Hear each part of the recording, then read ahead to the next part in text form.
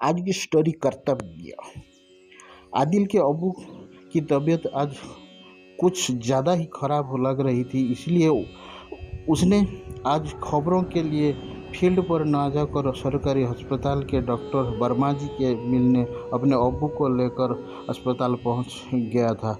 आदिल के अब्बू को दमे की दिक्कत थी, जिसकी वजह से वो बहुत ही परेशान रहते थे। डॉक्टर वर्मा की दवा से उनको फ़ायदा था, इसीलिए वो अब्बू का इलाज उनसे ही करवा रहा था। जब आदिल अस्पताल पहुंचा तो डॉक्टर साहब अभी अपने कमरे में नहीं बैठे थे। पड़ोस में अधीक्षक साहब के ऑफिस से हंसी मजाक की आवाज़ आ रही थी। उसने अंदाज़ा लगा लिया कि डॉक्टर साहब अधीक्षक साहब के साथ बैठे होंगे। आदिल अबू को एक बेंच पर लेटा कर खुद भी वहीं एक बेंच पर बैठ गया। तभी उसकी नज़र एक औरत पर पड़ी जो अपने बीमार बच्चे को गोद में लेकर इधर उधर भटक रही थी। लेकिन काफ़ी वक्त बीत जाने के बाद भी उसके बच्चे को अभी तक किसी डॉक्टर ने नहीं देखा था। वो औरत अस्पताल में मौजूद स्टाफ से अपने बच्चे के इलाज के लिए गुहार लगा रही थी कि डॉक्टर साहब को बुला दो, लेकिन कोई उसकी बात सुनने को तैयार नहीं थे। शायद उसका बच्चा काफ़ी बीमार था, लेकिन कोई भी उसकी मदद के लिए सामने नहीं आया था।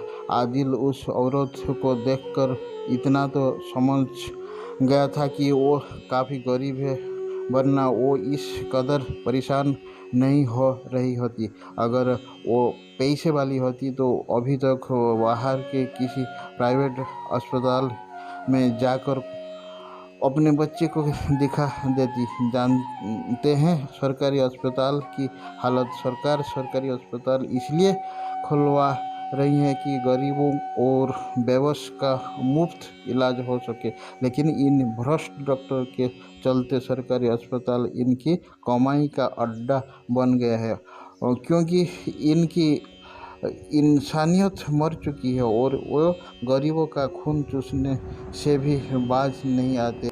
आदिल ने एक नज़र सामने लगी दीवार घड़ी पर डाली, जो सुबह के 11 बजने का संकेत दे रही थी। अस्पताल में मरीजों की भीड़ भी बढ़ती जा रही थी, लेकिन अभी तक तो किसी कमरे में कोई डॉक्टर नहीं बैठा था, जिससे उस औरत के साथ साथ काफ़ी मरीज भी परेशान हो रही थे। आदिल को आज तक सरकारी महकमे का काम करने का तरीका समझ नहीं आया कि जनता के रुपयों से ये लोग तनख्वाह पाते हैं, लेकिन के बावजूद कभी कोई जनता के प्रति अपनी जिम्मेदारी नहीं निभाना चाहते। आदिल एक टेलीविज़न चैनल का पत्रकार होने के चलते कई बार सरकारी अस्पतालों की इस तरह की खबरों चला चुका है, लेकिन फिर भी का हाल नहीं बदले, क्योंकि कमीशनबाजी चलते ऊपर से नीचे तक सभी भ्रष्ट बैठे थे, जिनका हिस्सा पहले ही पहुंच जाता था। लेकिन बार बार खबरें चलाने के चलते उन लोगों ने आदिल के लिए ज़रूर परेशान खड़ी कर दी थी। एक बार उसने इसी अस्पताल की एक खबर डॉक्टरों के द्वारा कमीशनबाजी के चलते बाहर के मेडिकल दुकानों की लिखी जाने के वाली दवाओं पर चला दी थी, लेकिन फिर भी उसकी खबर चैनल पर चलने से नाराज किसी मेडिकल वाले ने उसे वो दवाएं नहीं दी थी। इसके बाद उसने किसी दूसरी पत्रकार साथी को भेजकर वो दवाएं मंगवाई थी। उस वक्त इसी पत्रकार ने आदिल को समझाया था कि ज़्यादा बड़े पत्रकार मत बनो, पूरा सिस्टम भ्रष्ट है, तुम इनको नहीं सुधार सकती, लेकिन तुम ज़रूर किसी दिन इनके चक्कर में आकर बहुत कुछ गंवा दोगे। उस हादसे के बाद अब आदिल अस्पताल की कोई भी नेगेटिव खबर जल्दी नहीं चलाता था कि दोबारा वो इस तरह की मुसीबत में पड़े। बाबूजी, हमारे बच्चे को बचा लो, इस बहुत तेज बुखार हो गया है, इसके सिवा हमारा कोई भी नहीं है। तभी किसी की आवाज़ सुनकर आदिल की तंद्रा टूटी। उसने देखा कि वही औरत अपने बच्चे को लेकर उसके पास आ गई थी और रो रो कर वो उससे मदद की गुहार लगा रही थी। उस औरत को अपने पास देख आदिल जरूर समझ गया था कि अस्पताल में मौजूद किसी शख्स ने उसे बता दिया था कि वो एक पत्रकार है। उस औरत के आंसू और बच्चे के लिए तड़प उसके से अब देखी नहीं जा रही थी। उसका चेहरा गुस्से से लाल होता जा रहा था, लेकिन वो ये भी अच्छी तरह जानता था कि अगर उसने किसी तरह का कोई कदम उठाया तो उसके लिए बहुत ही घातक साबित होगा, क्योंकि वो जानता था कि ये डॉक्टर रूपी गिरगिट है जो रंग बदलने देर नहीं लगेंगे, जिसका नतीजा भी उसको भुगतना पड़ता है। आदिल ने एक नज़र बेंच पर लेटे अपने अब्बू पर डाली, जो उसकी ओर देख रहे थे। उसकी मनोदशा को वो अच्छी तरह से समझ रहे थे। जो होगा देखा जाएगा, आदिल ने मन ही मन तय किया। वो बेंच से उठा और मोबाइल की कैमरा चालू कर उस बेबस माँ और उसके बीमार बच्चे के साथ साथ अस्पताल में मौजूद मरीजों की लगी भीड़ की एक वीडियो क्लिप बना ली। यही नहीं, उसने एक बयान भी उस औरत का कैमरे में ले लिया कि वो कब से अपने बीमार बच्चे को लेकर भटक रही है। बगैर फिर आदिल ने अधीक्षक के ऑफिस के पास पहुंचकर एक वीडियो अधीक्षक और डॉक्टरों की पार्टी करते बना ली और चैनल पर खबर भेजकर खबर ब्रेक कराकर ट्वीट भी कर दी। खबर चैनल पर चलने के बाद 5 मिनट भी नहीं गुजरे कि अस्पताल में हड़कंप मच गया। ऑफिस के अंदर बैठे अधीक्षक और डॉक्टर हड़बड़ाते हुए बाहर निकले और उस औरत के बच्चे को दाखिल कर उसके इलाज में जुट गए। तो देखकर आदिल को सुकून मिला कि अब ये बच्चा बच जाएगा। बाबूजी, मैं आपका ये एहसान कभी नहीं भूलूंगी, कहकर वो औरत आदिल के पैर छूने लगी। अरे ये आप क्या कर रही हैं? उठिए, मैंने कोई आप पर एहसान नहीं किया है, मैंने केवल अपने कर्तव्य का पालन किया है, आदिल ने उस औरत को उठाते हुए कहा।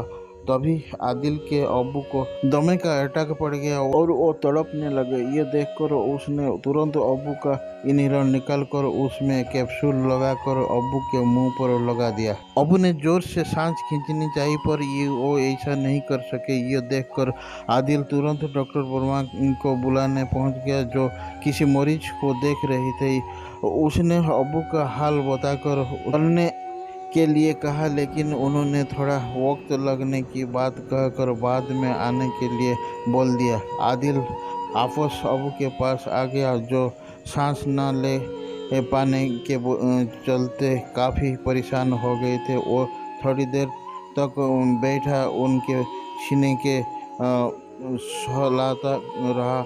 उसके बाद फिर वो डॉक्टर वर्मा को बुलाने पहुंच गया। अरे सॉरी आदिल भाई, मैं तो भूल गया था, चलो चलता हूँ। कहाँ है तुम्हारे अबूजी? उसने देखकर डॉक्टर वर्मा ने कहा और उसके साथ चल दिए। कि बाबूजी की तबीयत तो काफ़ी ज़्यादा ख़राब है, आपको वो जिला अस्पताल को लेकर जाना पड़ेगा। आदिल के अबू की हालत देखकर डॉक्टर वर्मा ने मानो ताना कर कहा। डॉक्टर की बात सुनकर आदिल समझ गया कि वो ऐसा क्यों कह रही है। वो जानता था कि खबर चलने के बाद वो उसके परेशान जरूर करेंगे, क्योंकि अब्बू का ये अटैक तो कुछ भी नहीं था। उससे पहले जो अब्बू को अटैक आए थे वो तो भी ज़्यादा तेज था। तो तब तो उन्होंने महज एक इंजेक्शन लगाकर ही कंट्रोल कर दिया था, लेकिन अब ये उससे चिढ़ कर ये ऐसा कर रही हैं। आदिल को कुछ भी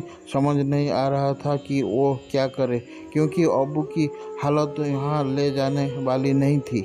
अगर वो उन्हें यहाँ से ले जाता है तो भी वहाँ तक पहुँचते पहुँचते काफ़ी देर हो जाएगी। बाबूजी, हमारी वजह से ही आपको परेशान हो रही है। अगर आप हमारी मदद न करते तो ये डॉक्टर साहब अब्बू को ज़रूर ठीक कर देते। उसे परेशान देखकर उस औरत ने हाथ जोड़ते हुए उससे कहा। एक बार फिर आदिल के अब्बूजी तड़पने लगे, लेकिन सामने खड़ा कोई भी डॉक्टर या फिर कोई स्टाफ उनको देखने तक नहीं आया। अभी उसके अब्बू को जोर से खांसी आने लगी और फिर वो शांत हो गए। उसके अब्बू हमेशा के लिए उसे छोड़कर जा चुके थे, बहुत दूर। Hi friends, please subscribe and support my channel. नमस्ते, जय हिंद।